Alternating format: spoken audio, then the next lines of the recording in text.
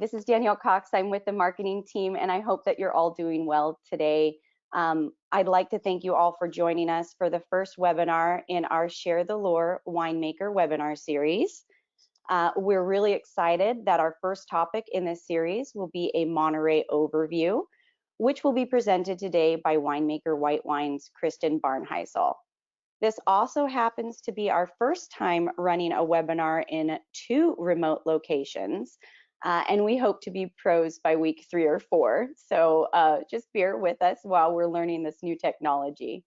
We do have nearly 60 people registered today, so this certainly is the largest internal webinar that we've ever hosted.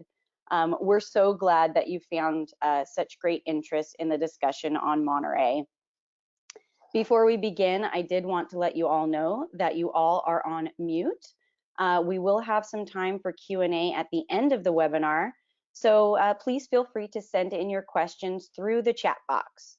We'll address those questions at the end, as we do want to make sure that we cover all of the relevant information in the session today. Lastly, we do welcome you to take notes during the webinar, but wanted to mention that this session is being recorded. The deck will be made available, and we'll be sending out a follow-up email with a link to access it after the webinar. And with that, I will turn this over to Kristen to start your session today.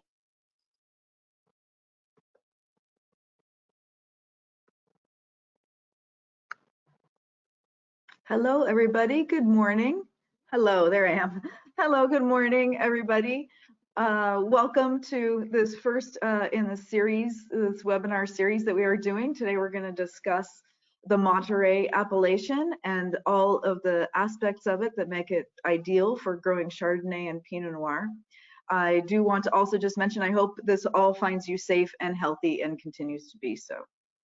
And with that, we can start the slideshow. There we go. Okay, so today we find an agenda this morning of what we are going to discuss during this presentation. We're going to start looking at the world of Chardonnay. The way this is set up is that we'll start almost like Google Earth. We'll start with a macro vision of global and work our way down to the US acreage planted of Chardonnay, and finally finish up with the California planting of Chardonnay. And then we'll delve into deep the Monterey AVA and looking at the thermal rainbow and blue Grand Canyon that is there, growing degree days, the wind run that is really unique to this area, and the precipitation. All of these coming together are climate factors that make this an ideal grape growing region for Chardonnay and Pinot. Finally, we'll finish up with Arroyo Seco and the Santa Lucia Highlands, some of the soils, and really talk about the acreage that's planted here at J. Lower in Arroyo Seco, our ranches here, and also in Santa Lucia Highlands.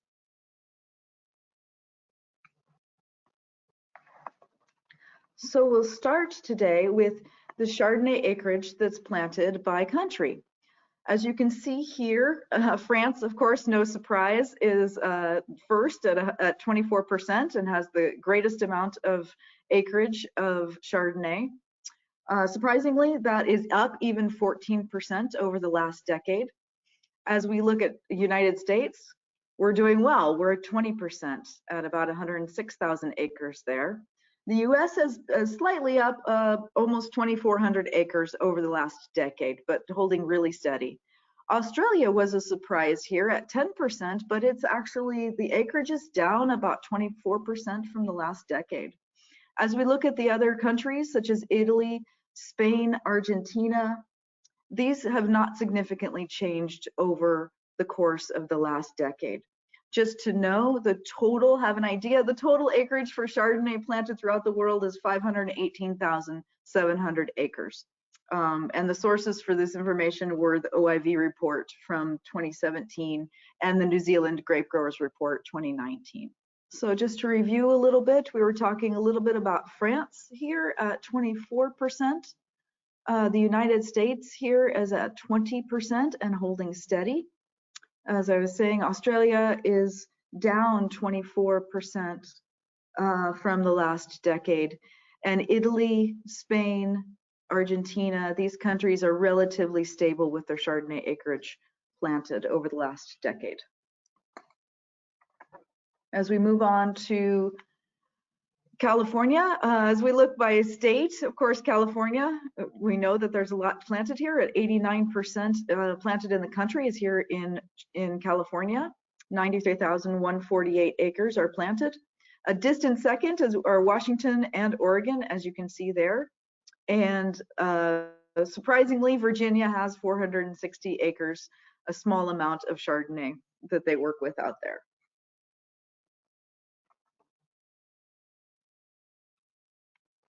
As we look within the state of California, the Chardonnay acreage by county, we're fortunate that Monterey has the highest production of Chardonnay by percentage in the state of California. We're looking at 19% there. Just over 17,000 acres planted here in Monterey, followed by Sonoma at 17%. You can see the percentages there. One thing to notice is that with Sonoma, somewhat Napa, Santa Barbara, Mendocino, and San Luis Obispo areas. Of course, these are all areas near or on or near the coast.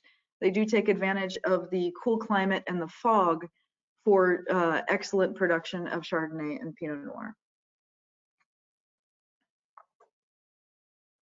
Now we're going to delve a little further into the Monterey appellation and talk about what makes it so special for growing Chardonnay and Pinot Noir.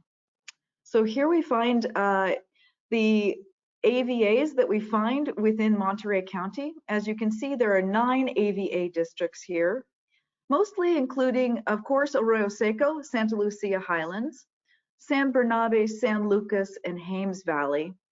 There are 3, Chalone and Carmel Valley and San Antonio Valley, that are not within the Monterey AVA, but the others are within the Monterey AVA.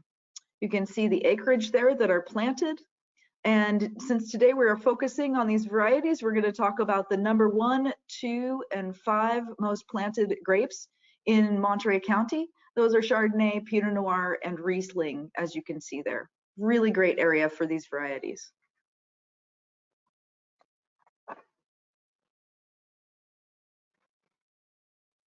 Of course, if we're talking about Monterey County, you probably have seen this before, many of you. We are here in Arroyo Seco AVA, about 20 miles south of Monterey Bay, still influenced by its fog and in the morning and evening, and the wind run that we'll talk about in a little bit. The AVA for Arroyo Seco was founded in 1983 and is only 18,240 acres. As you can see, just north and to the west of us are the Santa Lucia Highlands along the bench. That AVA was founded in 1991 and is 6,400 acres. Now, the open topography that we see in the Salinas Valley is very conducive to the striation effect that we call the thermal rainbow. The thermal rainbow refers to cooler weather, as you see toward Monterey Bay, getting warmer in a striation effect as you get down toward Bradley. If you look at the 3 p.m. at the thermometer on the left, you can see that Salinas is actually about 60 to 65 degrees. As you move further south, we're at about 70 here in Arroyo Seco. And then as you get toward Bradley, you do get up toward that 95 and warmer down in that southern region of the county. This is some of the similar information for a climate evaluation over the course of the county. Now, we're switching gears here a little bit, talking about growing degree days, and we'll revisit that in the next slides. But just looking at the areas that we find that are cooler and warmer in the county as an overview, you can see that Carmel Valley up toward Monterey Bay is at 1985, that we in Arroyo Seco here are around 2277, 2300, and same with Santa Lucia Highlands. But we're warmer as we get east towards Chalone and the Gabilan range of mountains at 3,300. And we're also definitely warmer as we get down south towards San Antonio Valley.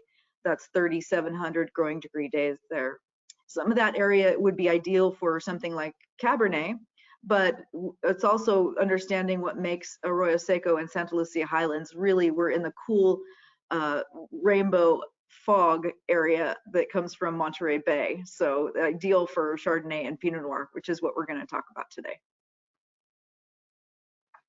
When we talk about the Monterey Bay, one of the very unique features about this area is what we call the Blue Grand Canyon. And the Blue Grand Canyon is actually a canyon that's just off of Moss Landing, literally 100 yards off of Moss Landing. It starts to go down, and the depth initially drops right off to about 1 mile down, which is 5,280 feet. If you go 95 miles offshore, you're getting down toward 11,800 feet of depth. The water temperature has a lot to do with our climate here. The water temperature is averaging about 50 degrees Fahrenheit. If you are at the surface, it is about 59 degrees Fahrenheit. But as you get further under the water, about 280 feet down, it gets to about 45 degrees. So again, the average temperature there is 50 degrees. And that is a huge font that helps with our fog and helps with our cool weather here in Arroyo Seco.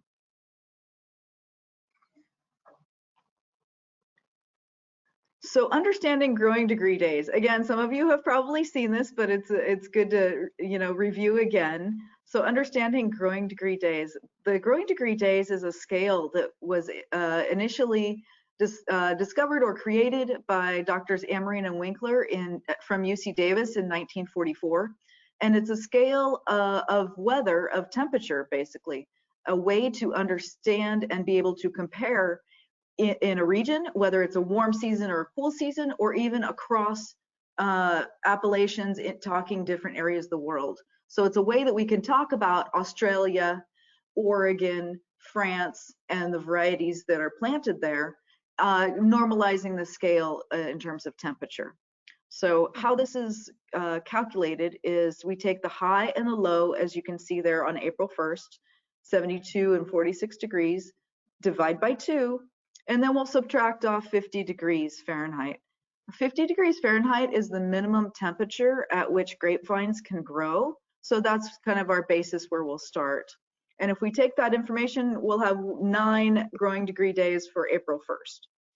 It was a little cooler day on April 2nd, you can see there, 6.5 degrees, and so on. If we add up all of those growing degree days within the season, we come up with that number, 2496 of growing degree days for the season. So here we can see how we look at and then categorize and apply the Winkler scale for different varieties in different regions. On our left, we can see region 1, which is just under 2,500 growing degree days. That would be Arroyo Seco and Santa Lucia Highlands, and an ideal place, as you can see on the right, to grow Chardonnay, Pinot Noir, and Riesling. You can also see some different areas and appellations throughout the globe where you might expect to find these plantings, such as France, Champagne, Willamette Valley. As we move toward region 2, gets a little bit warmer, up to 3,000 growing degree days. In that area, we're looking at more Bordeaux varieties, Cabernet Sauvignon, Cab Franc, Merlot, Petit Verdot. As we get a little bit warmer toward 3,500 growing degree days, we would expect to see more Zinfandel and more Rhone type varieties, Syrah, Roussanne, Viognier. This goes all the way up to North Africa with Muscat and Verdelho. But again, this gives us a way to categorize and talk about wide ranges of growing regions. This is just a little different representation and gives us a little bit of perspective on growing different varieties in different areas. This is, as you see, we see Chardonnay grows ideally in these temperature ranges between about 58 to 63 degrees.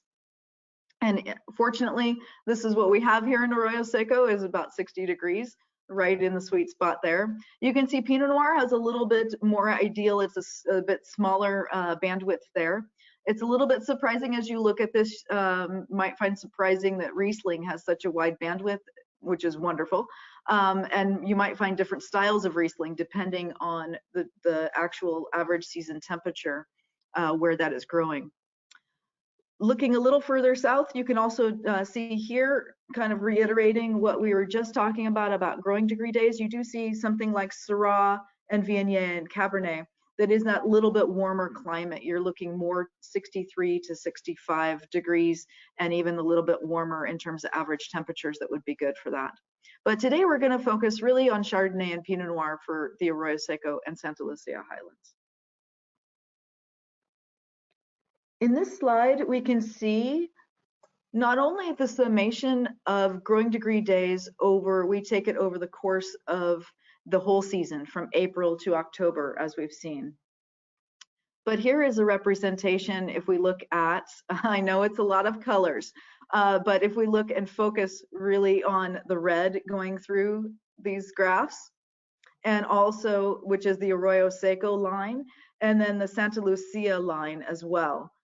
What we're focusing on here is how these growing degree days accumulate during the course of the season. And what we like to see here is that there's actually just a very small curve. It is a very gradual increase in temperature and decrease in temperature. This allows the vines to integrate and grow naturally, slowly on the vines. It allows acidity to integrate and just gives the vine a chance to balance before we hit that time in September and October when we pick. It's as opposed to going very hot and then cooling off very quickly, which would probably present very different flavors. What we're looking for as winemakers is kind of a nexus where flavors, acidity, texture, and bricks can all come into one place, the nexus of that in a place of balance. And this really allows us to do this in Arroyo Seco and Santa Lucia Highlands. So this is just a comparison as we delve a little further into growing degree days. It's a comparison of areas that grow Chardonnay and Pinot Noir. We can compare someplace, you can see there we're at about 2,300, 2,200 for Arroyo Seco and Santa Lucia Highlands. And you can see very similar to areas like Russian River and Carneros.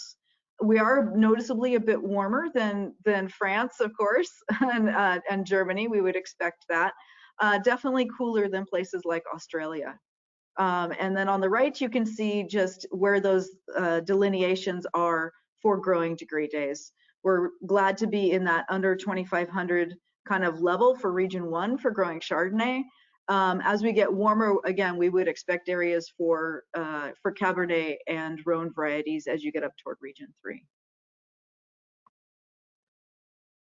I've often gotten the question on tours how the changes have happened over the years in terms of growing degree days and the climate here in Arroyo Seco. So this just gives an indication of that we've seen from 2005 to 2018. And we can see we're just hovering right around that 2,500 mark in terms of the average, even including 2019. We do see this cyclical nature of the weather pattern, and we do expect that to continue. Again, this region 1 is an ideal area for growing Chardonnay. Next, we're going to look at the wind here in Arroyo Seco. This is a unique grape growing aspect for the state of California and in grape growing regions in general. So for Arroyo Seco, we look at this for this area along the central coast for Arroyo Seco and Santa Lucia Highlands. We can also see here the Santa Rita Hills. Along the central coast, these areas are quite windy. As you can see, about 20 miles an hour in the afternoon from about 1 o'clock until about 7 o'clock throughout the whole summer. What this effect does is that it shuts down the stomates, or the pores that are responsible for photosynthesis in the grapevines. And by shutting them down, it actually extends our growing season by about 3 weeks and really improves the acidity and the texture that we see here in these wines from Arroyo Seco and Santa Lucia Highlands. And again, it's a very unique grape growing feature only along the central coast.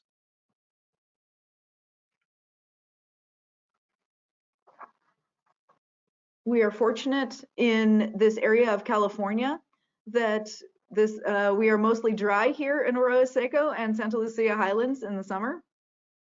There are areas in Germany and of course in Burgundy that don't have as much.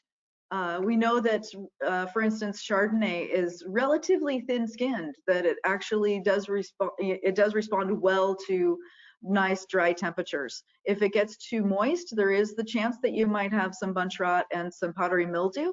So we're very fortunate to be able to get clean and healthy fruit along the central coast of California. One thing to look at is also that this area of California is a kind of an ideal area. If you find an area that's a little bit too warm, you might expect that the Chardonnays would be very ripe in flavor with a little bit lower acidity and kind of bland and flavorless. If you're in too cool a region for growing Chardonnay, you'd expect it to be a little bit thin, maybe not much flavor, high acid for sure. So again, we're kind of in this sweet spot in a dry area in the middle of California. Fortunately for us, as you see there, we have very little rainfall annually. We're almost 10 inches there in Arroyo Seco compared to some other regions, such as Burgundy. We've at that Dijon, France is 27.5 inches and 39.3 for Willamette Valley in Oregon. We're very fortunate to have this nice dry area here in Arroyo Seco.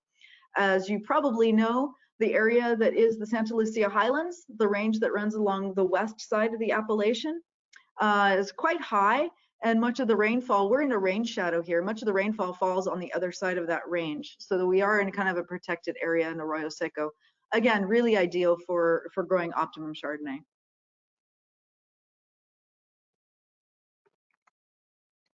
The soils that we have here in Arroyo Seco are quite unique as well. We're looking at mostly this gravelly sandy loam soils, Chualar loam, about 90%, slightly different up there in the Santa Lucia Highlands at 74% gravelly sandy loam and Placentia sandy loam. What's really unique about Greenfield is that, as you probably know, if not, this is good information, that we have these cobblestones that are called Greenfield potatoes. And they're rather large river rocks that come from the Arroyo Seco River. What this does is help provide good balance of vigor and yield in the fruit. It also allows for very good drainage and increased fruit texture in the final wines. And I will leave you with this, that if you're thinking of two things from the Arroyo Seco to take away from today, I hope they are the Greenfield potatoes that we have here in Greenfield and the wind run that we get here in the valley.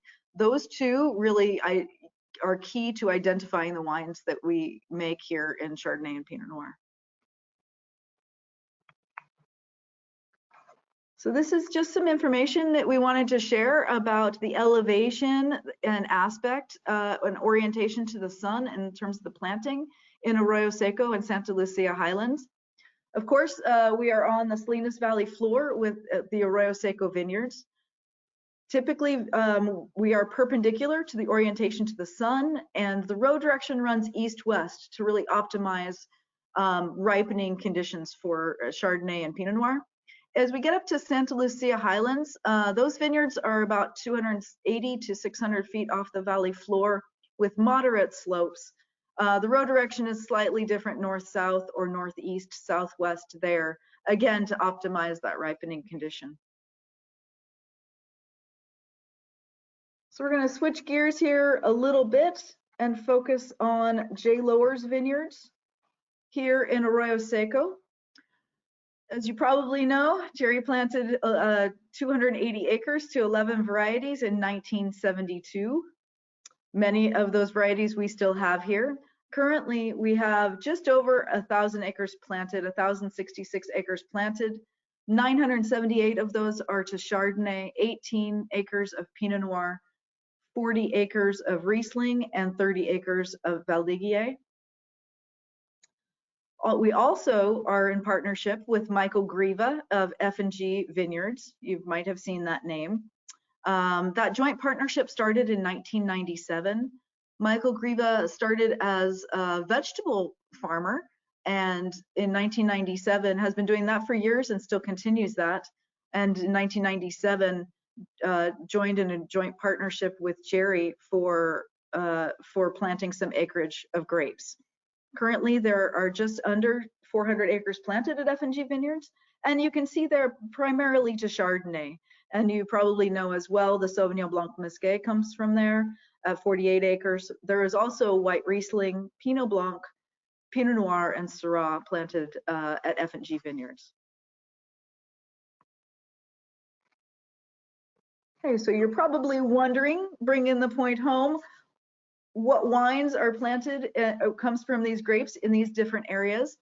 So of course we're going to start with Riverstone Chardonnay.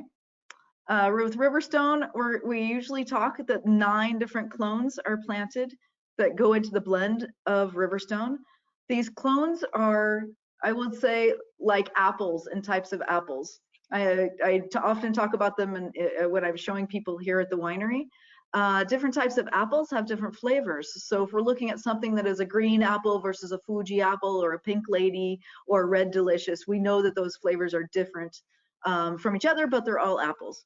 It's very similar with the Chardonnay, that we have several different clones, but each of those clones do provide some kinds of flavor differences that we can then blend at the end of the day for Riverstone.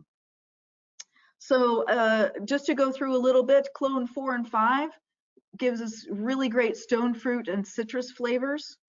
That clone 548, we get a little bit of delicate white floral, apple, and pear from that lovely clone. Clone 76, as you probably know, the basis for Arroyo Vista, gives us really, as you know, that Meyer lemon, baked apple, lemon cream flavors.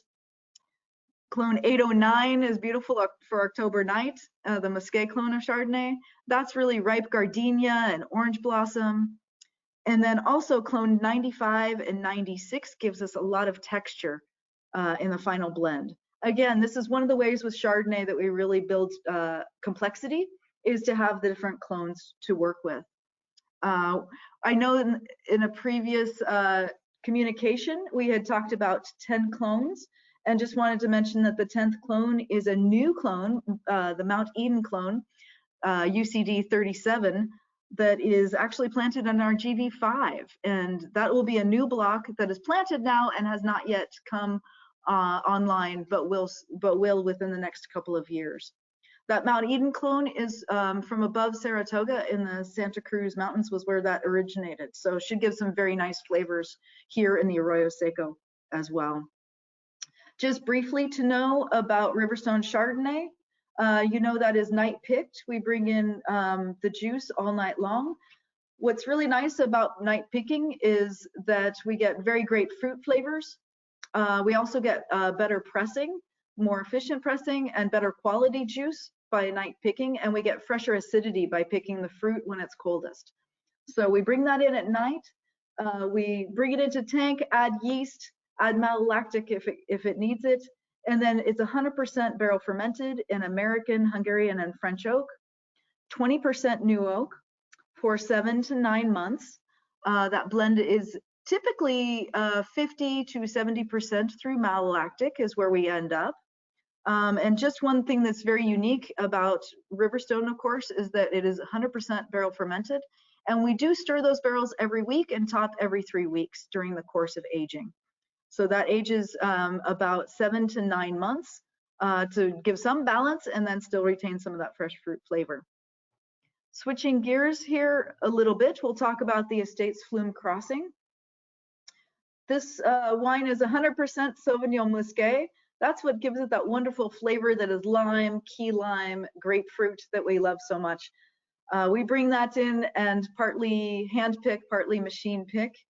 And that's fermented actually in 76% stainless steel and 24% acacia wood, about 20% new. That we like the stainless for the freshness that it offers and retaining the acidity, while the acacia brings forward a lot of texture and finish on that wine. The Estates Bay Mist White Riesling was one of the original plantings here in Arroyo Seco. It does very well here as a grape. As you saw from the previous information, Michael Griva has some Riesling and Jay Lower has some Riesling as well. So we make a blend. And this Riesling is picked and brought in here. It is 100% stainless fermentation, just to retain that freshness and acidity. And we like this we call it a slightly off dry. It's about 1.8% RS in the Bay Mist Riesling. Really great flavors that we get here in the Arroyo Seco for that. The Wildflower Valdiguier was originally thought to be Napa Gamay here, which would be from the south, originally from the southwest of France, but found out that it was in fact Valdiguier. It's a beautiful, beautiful wine, one of our latest picks here in Arroyo Seco. It is, of course, since it is red, it is picked and shipped early morning down to Paso Robles for fermentation. It is stainless steel fermented, of course, as a red. It's about 25% whole cluster and 75% destem and crush. So typically what we'll get is some really nice fruit quality from the whole cluster, where we get some really nice texture from the destemming and crushing of that fruit. So it's just stainless steel fermentation for about 4 months. And again, we just get that freshness and also a bit of texture on the finish. Switching over to our Vineyard Series wines, of course, what we'd like to start with is talking about Arroyo Vista. The basis for the Arroyo Vista is, of course, Clone 76, which we just talked about. It does give us that really nice apple, pear, Meyer lemon quality that's beautiful. This wine is our ode to Burgundy and done in classic Burgundian style. We bring that in partly hand-picked for freshness and partly machine-picked for texture, night-picked and in the early morning, and brought into the winery. We add yeast and then 100% barrel fermented. But unlike Riverstone, this is 100% French oak in this wine. It's 46% New French. We use only tight-grained coopers on these wines that are Vineyard Series. Latour, Francois Frère, Cadet, Rousseau. We use those because they retain the freshness of the flavors and better integration as the wine ages. Again, with the Arroyo Vista, we do stir every week, top every 3 weeks for 14 months. So again, that's our ode to Burgundy and what we love to make here at J. Lower here in Arroyo Seco. Next, we're going to talk a little bit about October Night Chardonnay. That is Clone 809, the Musquet clone of Chardonnay. With the October Night, we have 100% French oak on this wine as well, and 40% new. We do age this for just about 10 months in oak. Again, this is a little fresher wine, and we want to retain that freshness by just 10 months in oak. Switching gears here a little bit to late harvest Riesling. It's a wonderful wine that we get in most years. The grapes for this wine come from Michael Griva. He has a little patch of Riesling that typically gets botrytis and noble rot each year. So botrytis, if you don't know, is a fungus that actually grows on the grapes. As it works through the grapes and works through the skins, it actually is the cause for the flavor to kind of transform into really apricot, nectar, honeysuckle kind of flavors, and what we love about that. We do pick this a little bit riper, so this is 36 bricks coming in the door, and allows us for some really nice balance to have some fresh acidity and some nice balance of a lower alcohol and a little bit of RS on the finish. Finally, we're finishing up here talking about Arroyo Seco and the Vineyard Series wines with the Fog's Reach Pinot Noir. As you can see there, we do use the Pommard Clone 4 as kind of the basis, the backbone for that wine, and then blend in a little bit of 667 and 777 to give it some complexity on the nose and the palate. That is night harvested by Poulenc sorting and then also transported down to Paso for fermentation. It's fermented in stainless tanks, punched down 3 times a day. It's a very short fermentation, 4 days of fermentation on this wine. It does age in barrel It's about 8 months in French oak as it ages.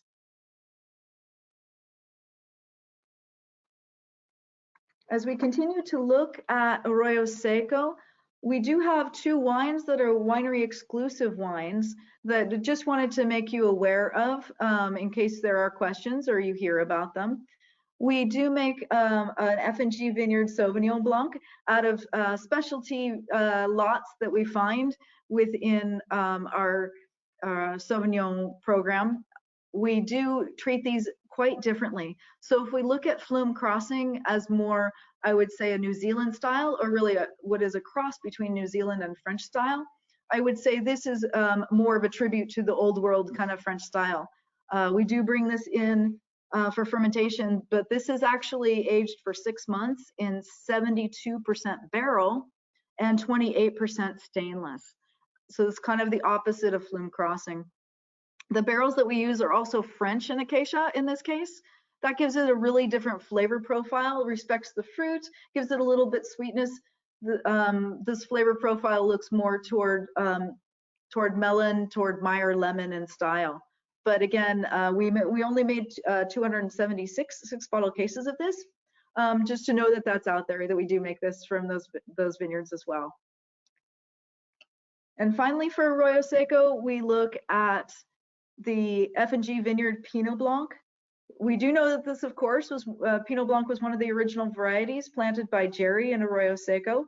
It was also the source for our 40th anniversary white wine. So we've made this wine now, as actually came in, the current vintage was actually picked in 2 picks. One that was a little more leader in style, Alsatian in style, and one that was a little bit later and a little bit riper melon in style.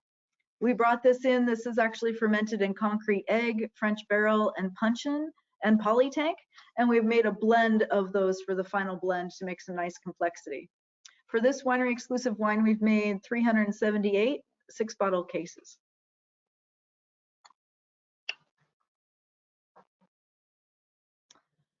Again, we're going to switch gears a little bit here for this to look at a little bit at the Santa Lucia Highlands and our vineyards there.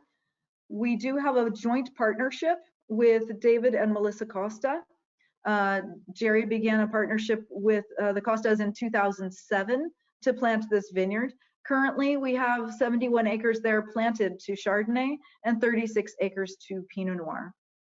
And again, we have this Highlands Bench Pinot Noir that is a winery exclusive wine that is destemmed and sorted also by Palanque Selectif. It was also harvested, of course, and brought down to Paso Robles for fermentation, and hand-picked into half-ton bins. It was fermented 3-day cold soak, then fermented in 10-ton open-top fermenters, punched down twice daily. The barrels were actually stirred every 2 weeks through February. This is 45% new French oak on this wine, and there were 600 cases made of this winery exclusive wine. So just to give you an indication, wanted to show you a little bit about a typical day in Greenfield with a video that we have. Okay, we're starting out with the morning fog. As you can see, the cool weather just starts to burn off as we get through the day. And then we see little movement there of the wind kicking up. Little more, little more. Again, the average wind speed is 20 miles an hour, as we talked about. We do get gusts even up to 35 and 40 here. So you can see what the wind does as we get through the day. Then the fog comes back in. We see the sun set, a few clouds coming by, clear skies. And then we can finally see cool weather, sundown, fog coming back in.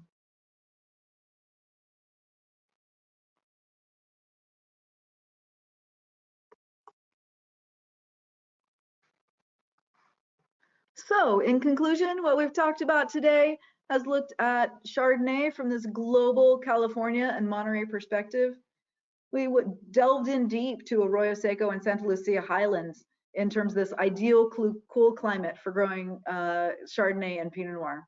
We talked a little bit about the proximity, thinking about the proximity to Monterey Bay, that is that font of cool weather that really influences the Arroyo Seco and Santa Lucia Highlands areas. We talked about low growing degree days and how we're in that region 1 under 2,500 growing degree days that is really ideal for this Chardonnay and Pinot Noir that is growing here.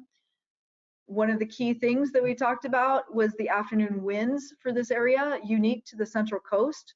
And again, that extends our growing season 3 weeks and really allows us to have greater acidity and better texture in the wines from Arroyo Seco. The low rainfall during ripening allows us to pick very clean fruit in this area. And finally, the greenfield potatoes. And as we were talking about Arroyo Seco, the 2 things that we would want to remember are the winds that are here and the greenfield potatoes. And all of these things allow us to make here world-class Chardonnay and Pinot Noir from Arroyo Seco and Santa Lucia Highlands. Okay, thank you very much for your time today. Do you have any questions? Feel free to let us know.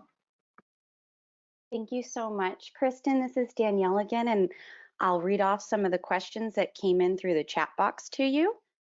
The first one from Nicole Kokis is it better to be situated further north of the thermal rainbow? Well, it's good to be where we are, I would say, hopefully people can see me. Yes, I think it's important to be where we are, which is kind of midstream. If you get too close to that higher area, that Salinas area, you do get into, as we saw, a much cooler growing region to be able to potentially not ripen the fruit. So I think right here is pretty ideal because we are warm enough to get this texture. Also thinking about the wind speed as it picks up from the Monterey Bay coming past through Arroyo Seco. The fact that we're growing here is also ideal because it has a chance to pick up a little speed as it comes through the valley. If we were too close, we probably wouldn't have that effect. From Troy about our Chardonnays. With so many Chardonnays talking butter flavors, how can we make a case for balance is better than butter? I would say it's more interesting than butter. We see a lot that are over the top that just have that one flavor profile, and it's a butter and probably a bit of oak. So I would say that it's more interesting as you look at the flavor profile to look back at some things that makes you want to have a second glass if you have a little bit lower acidity and some freshness. I would say it's more interesting than just having one dimension flavor profile. Also, having a few different key descriptors or flavor profiles helps you actually balance that wine with different styles of food. So I think that's also really key in this time to look at what not only you can have before dinner, but certainly with dinner and with a wide range of foods is a key point for a balanced, complex kind of Chardonnay. Great. And from Robert Habel, he's saying, thank you very much for your presentation. And how fortunate we're to have the 2019 Flume Crossing in our market. Everybody loves it. Now, you mentioned 20% new acacia wood. Is that different from 2018? No, actually, no, that's the same that we've had for a while, yes. And the second part is, what characteristics is the new acacia wood giving to the wine? Well, new acacia wood is fantastic. It actually gives us more texture than even the neutral acacia wood. It does give us a little bit fresher aromatics. There is something in the acacia that allows the floral component to shine, so that so that actually integrates better. But I think we get more of that pop in aroma from the newer acacia wood. And it just continues on with that texture as well from the new acacia. Yeah. we're looking at something we look at each year to make sure that it really integrates really well with the wine. Great. And would you be able to maybe explain a little bit just maybe the key differences between the 2018 and the 2019 vintage for our flume crossing? Yes. Just think about that for a second. The initial thing I would say would be that when we were actually cooler in 2019 than 2018. 2018 was cool, but then we had a warm spell right at the beginning of September that we were waiting. We waited for about 3 weeks for the vines to ripen. And that was a very strange time to be waiting on the vines to kind of get that full flavor. We did not have that in 2019. So I think it was a kind of a cooler, more even temperatures in 2019. So I think we got a little bit higher, I would say how that translates. We get a little bit higher acidity and a little bit more of that, you know, lime, key lime, grapefruit kind of character on the 2019 than the 2018. So from Tio, it says, where do you see our white wine program evolving in the next 5 to 10 years? Are you doing any experiments or trials that are what's currently being tested? Are we doing trials? Yes. We did about a dozen last year of experiments. Hopefully we'll get to taste those next week. We love to experiment here at J. Lower, as you probably know. So last year's, just to say, last year's trials included yeast trial that we've typically done, as you've probably seen. We test different yeasts to make sure they work very well with the wines. Last year, we also included about 10 to 12 malolactic bacteria strains, also to see how those work with the wines. But the future, what we're looking at is really, I think, the role that oxygen plays is very key in our production of the white wines and understanding that a little better. So we do add probably, you know, oxygen to juice. We'd add some oxygen in the unsulfured juice as it arrives to press lots, to the Rhone varieties, to Riesling, to force the browning reactions to happen so that we get clearer wine to work with and preventing browning later on. So that is one thing that we're looking at and kind of delving into that, not only at the juice stage, what's a good level of oxygen, but also during aging and how do we manage that oxygen during the course of aging of the wines to make them better in the bottle. So I think that's really going to be a key component moving forward. Fantastic. And we've got one from, with a few minutes left, we've got a question from Courtney asking, are there different optimal serving temperatures for our Monterey wines due to them being more complex in flavor profiles? Oh, that's a very good question. Do you know? Yes, I would say if we're looking at particularly the white wines I can speak to, I would say for this complexity, I would say between 55, probably start at 55, but really ideal would probably be somewhere in the 58 to kind of 58 to 60 category, somewhere in there. And could be a little bit warmer even for the Pinot Noir as you're looking at that. So yeah, I think, again, probably not straight out of the fridge would be a kind of ideal. You probably wait like half an hour, 45 minutes to get it out of the fridge and get it to temperature so that you can enjoy it. Great. And then in your presentation, you mentioned about the different different oaks used, like the French oak and the American and Hungarian. Could you just elaborate just a little bit on what that imparts on the wine? Sure, I'd be happy to. Yeah, so with the American oak, this is with Riverstone Chardonnay. With the American oak, typically we'll see what we call these almost coconut kind of lactone characters with a little bit of sweetness with that, with the American oak. It's a combination of that and a little bit of almost a dry tea spice can be. So it's very nice, kind of spicy, can be a little bit of baking spices. The French oak, on the other hand, tends to give us overt sweetness that is kind of vanilla and mocha in flavor, a little bit dark chocolate, coffee.